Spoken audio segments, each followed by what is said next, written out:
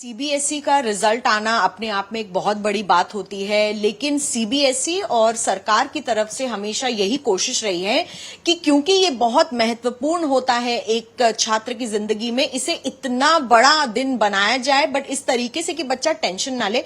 हमारे साथ सनिम भारद्वाज जी खुद हैं जो कंट्रोलर हैं सीबीएसई के। सर, पहला तो कई दिनों तक ये लगा रहा कि अब आएगा तब आएगा, अब आएगा तब आएगा। फाइनली आपने रिजल्ट डिक्लेयर कर दिया। क्या इस बार आपने जल्दी रिजल्ट डिक्लेयर किया है और उसके पीछे का कारण क्या रहा? बिल्कुल मिलन जी, देखिए जो विशेष बात यह है कि हम लोग हमेशा अपना प्रयास करते हैं कि हम अपने जो कार्य करने की विधि है उसमें परिवर्तन लाते रहें, उसको मॉडर्नाइज करते रहें। हमने अब की बार शुरुआत से ये कार्य किया कि हमने ज्यादा इवैल्यूएशन सेंटर बनाए, ज्यादा लोगों को इवैल्यूएशन के लिए रखा, जिससे कि जो 2.25 करोड़ कॉपी हैं हमारी वो चेक हो सकें। उसके बाद हमने जब हम रिजल्ट प्रोसेस करते हैं तो हमारे 16 रीजनल ऑफिसेज हैं, वो भी काम करते हैं क्योंकि सारी कॉपीज उनके पास होती हैं। तो अगर हमको रिजल्ट बनाना है तो वो बिल्कुल 100% करेक्ट होना चाहिए।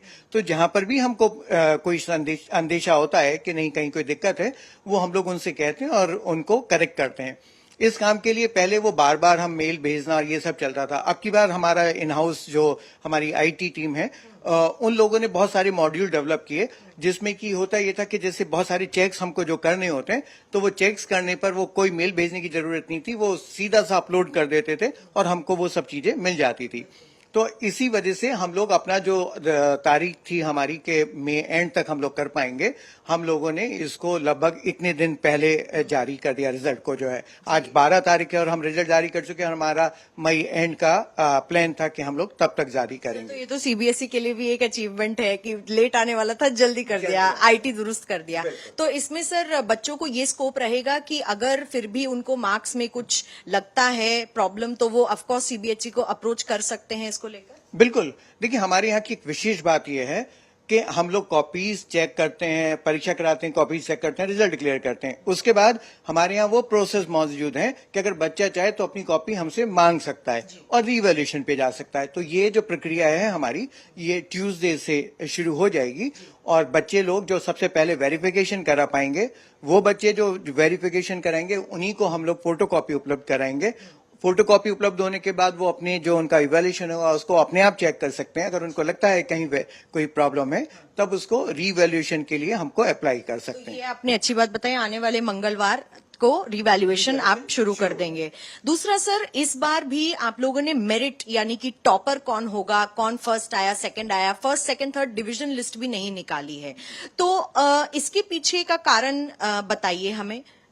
देखिए हम लोग बोर्ड जो सीबीएसई जो है वो बहुत ही अलग तरीके से काम करता है। हम लोग बच्चे को केंद्र में रखते हैं और तब काम करते हैं। ऐसे में बहुत लंबे समय से आप देख रहे हैं हम लोग कभी मेरिट लिस्ट नहीं निकालते। मेरिट लिस्ट का जो पर्पस होता है वो बेसिकली है कि अनहेल्दी कंपटीशन शुरू हो जाता है। हम चाहते हैं बच्चे बिना स्ट्रेस के पढ़ें, वो अपना बेटर परफॉर्म करें, क्योंकि हम बार बार कहते हैं कि ये रिजल्ट जो है जिंदगी का लास्ट एम नहीं है। जो बच्चा किसी ने अगर अच्छा परफॉर्म थोड़ा बहुत नहीं किया है, वो भी बहुत अच्छा परफॉर्म कर सकता है। हमारे सामने लाखों एग्जाम्पल इस चीज के हैं। इसी वजह से हम लोग जो है कहीं उनको फर्स्ट सेकंड थर्ड डिवीजन नहीं देते हैं। जब हम लोग एग्जाम में बैठे थे तो मेरिट भी आती थी, उसमें फर्स्ट सेकंड थर्ड डिवीजन भी आती थी, डिस्टिंक्शन भी आती थी, जिनके 75% मार्क्स आते थे। तो हम लोग जो अनहेल्दी कंपटीशन है उसको कर्टेल करना चाहते हैं, उसको नहीं लाना चाहते, और इसी वजह से हम लोग मेरिट लिस्ट या डिवीजन्स नहीं देते। अगर किसी बच्चे ने 5 सब्जेक्ट ऑफर किए हमारी स्कीम ऑफ स्टडीज के हिसाब से और उसको 500 में से 500 नंबर मिले, कोई दूसरा छात्र जिसने 5 सब्जेक्ट में 33, 34, 35% नंबर मिले, दोनों की मार्कशीट के ऊपर केवल पास ही लिखा होगा।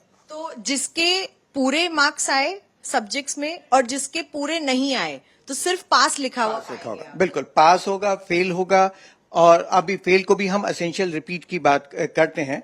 और उसके बाद हम जो है हमने देखिए उसको भी फेल को हमने एसेंशियल रिपीट में कन्वर्ट किया। फेल नेगेटिव था तो हमने उसको हटाया वहां से। क्यों फेल हो, हम ये कहाँ कहें, ये तो 33% का क्राइटेरिया हम लोगों ने बनाया। अगर किसी ने भी कोई नॉलेज गेन की है, उसके 28%, 30%, 32% मार्क्स आए, तो उसने नॉलेज तो गेन की, तो वो हम उसको कहते हैं आप एसेंशियल रिपीट हैं, आप दोबारा से प्रयास करिए और जो है इस लिमिट को 33 वाली को क्रॉस कर आप आगे आइएगा।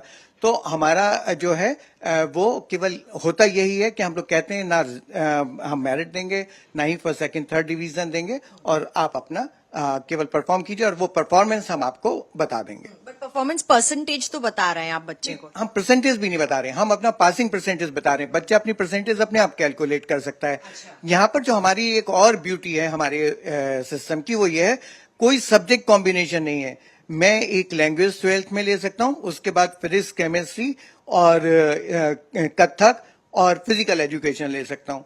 दूसरा है कि मैं इंग्लिश लैंग्वेज के साथ फिजिक्स, केमिस्ट्री, बायो और फिजिकल एजुकेशन ले सकता हूँ। मैं कथक को हटा दूं, मैं अकाउंटेंसी ले सकता हूँ, मैं हिस्ट्री ले सकता हूँ, मैं इकोनॉमिक्स ले सकता हूँ, कोई भी सब्जेक्ट ले सकते हैं। तो ये जो डिफरेंट कॉम्बिनेशंस हैं, ये हमको वैसे भी रिस्ट्रिक्ट करते हैं कि हम मेरिट किस तरीके से बनाए। मेरिट बनाते हैं समान लोगों के ऊपर। तो यहाँ समानता नहीं है, यहाँ सब बच्चे अपने अपने अलग अलग सब्जेक्ट लेकर कर रहे हैं और हमारे पास 40,000 से ज्यादा कॉम्बिनेशंस हैं जो बच्चे ऑफर करते हैं। तो वैसे भी ये उचित नहीं है कि हम कोई मेरिट अपने आप घोषित करें।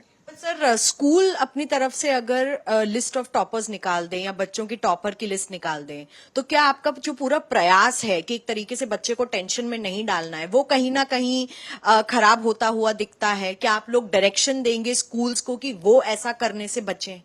देखिए, वो बच्चों की अपनी परफॉर्मेंस है, वो पूरा अधिकार है उनको कि वो बताएं, अपने पेरेंट्स को बताएं, अपने दोस्तों को बताएं, अपने रिलेटिव को बताएं, किसी को भी बताएं कि मेरी परफॉर्मेंस ये है। अगर कल मैं बोर्ड परीक्षा में बैठता हूं तो हो सकता है मेरे 10 लोग मेरे से पूछेंगे आपकी परसेंटेज कितनी है, तो उनको पूरा अधिकार है, वो अपने लेवल पर बताते हैं। तब जो अनहेल्दी कंपटीशन है नहीं होता। अगर हम लोग डिक्लेयर करना शुरू करेंगे तो बच्चे पहले दिन जब स्कूल जाएंगे तभी से उनके बीच में मन में ये आ जाएगा कि नहीं, मुझको टॉप करना है या मुझको टॉप नहीं करना। तो सर, अब आने वाले समय में जब 12वीं बच्चे क्लियर करते हैं, उसके बाद दिल्ली यूनिवर्सिटी ने तो CUET की शुरुआत कर दी है। बाकी यूनिवर्सिटीज में एंट्री के लिए भी अभी सारी यूनिवर्सिटीज में एंट्रेंस टेस्ट तो नहीं है, तो किस तरीके से बच्चे अपने CBSE के स्कोर्स बता सकते हैं? देखिए, जो पहली बात तो ये कि CUET के लिए बहुत बड़ा नंबर अब यूनिवर्सिटीज ने अब की बार आ चुका है, जिनके यहाँ प्रवेश जो है हायर एजुकेशन में वो CUET UG के थ्रू होंगे। लेकिन स्कूल एजुकेशन कंपटीशन के लिए नहीं बनी है। स्कूल एजुकेशन में बहुत सारी चीजें हैं जो कि बच्चे के लिए जरूरी होती हैं, जीवन जीने के लिए जरूरी होती हैं। उसकी राइटिंग स्किल है, उसकी थिंकिंग स्किल है, उसका थॉट प्रोसेस है, उसकी सोशल स्किल्स हैं, ये सारी की सारी स्किल्स वहां पर मौजूद हैं। CUET आने का जो पर्पज है वो ये है कि हमारी कंट्री में नेशनल बोर्ड्स के अलावा स्टेट बोर्ड्स भी हैं। सबका अपनी जो स्कीम ऑफ स्टडीज है अलग है, सबके क्वेश्चन पेपर का स्टैंडर्ड अलग है। तो जैसे अमेरिका में अगर आप देखें तो सेट एग्जाम होता है, उसी तरीके से हमारे यहाँ पर CUET हो रहा है। तो इससे वो जहां पर भी प्रवेश लेंगे, जो यूनिवर्सिटी CUET के थ्रू प्रवेश लेंगे, उनकी मेरिट CUET से बन जाएगी और इंटर सी मेरिट अगर कहीं जरूरत पड़ेगी तो वो बोर्ड के मार्क्स के आधार पर डिसाइड होगी। इसके अलावा वो यूनिवर्सिटी जो सीधा सीधा सा लेंगे तो उनका अपना एक क्राइटेरिया है। वो बच्चे अपना रिजल्ट जो है वो घोषित होने के बाद वो हम लोगों से भी कई बार रिजल्ट लेते हैं, कई बार बच्चे अपने मार्क्स भरकर अपने डॉक्यूमेंट अपलोड कर देते हैं और फिर उसके हिसाब से वो अपनी मेरिट बनाकर बच्चों को प्रवेश देते हैं। सर, एक मैसेज दो आज आप बच्चों को देना चाहेंगे, क्योंकि आप लोग जो बच्चों के कॉपीज चेक करवाते हैं और पूरा प्रोसेस आपके हाथ में होता है एक तरीके से, क्योंकि मेरिट लिस्ट नहीं है, टॉपर लिस्ट नहीं है। किस तरीके से आप भी बच्चों को प्रोत्साहन दे रहे हैं कि एग्जाम्स नॉलेज गेनिंग सिस्टम है, एक कंपटीशन की तरह इसको न लें? बिल्कुल, आपने बहुत ही अच्छी बात कही है। मैं आपके माध्यम से पूरे जगत से ये रिक्वेस्ट करना चाहूंगा कि स्कूल एजुकेशन दुनिया में सबसे महत्वपूर्ण है। अगर स्कूल एजुकेशन अच्छी आपने ली है, आपने स्कूल में नॉलेज गेन की है, तो आप कोई भी कंपटीशन ले सकते हैं। जो ये कल्चर है कि नहीं हमको कंपटीशन की तैयारी करनी है केवल और 10th 12th के लिए हमको नहीं देना, ये बहुत गलत परिपाटी है। भविष्य में ये हमको परेशान करेगी और बच्चों को हमको मैकेनाइज नहीं करना है, हमको बच्चों को ह्यूमन बनाना है। तो ये जरूरी है कि वो स्कूल एजुकेशन पर ध्यान दें, स्कूल में पढ़ें। और मैं ये कहता हूं, बार बार कहता हूं कि अगर एक टॉपिक पर मान लीजिए न्यूटन्स लॉ मुझको पूरा आता है, तो मेरे से कोई भी सवाल पूछ लिया जाए, किसी भी तरीके से पूछ लिया जाए, मैं उसका जवाब दे पाऊंगा, मैं उसको अपने जीवन में बता पाऊंगा। अपने जीवन के जो मेरे जो एग्जाम्पल सामने आते हैं, चीजें सामने आती हैं, उसमें बता पाऊंगा यहाँ पर ये चीजें लगती हैं। तो स्कूली शिक्षा अत्यंत महत्वपूर्ण है। पहले हमको स्कूली शिक्षा पर ध्यान देना चाहिए।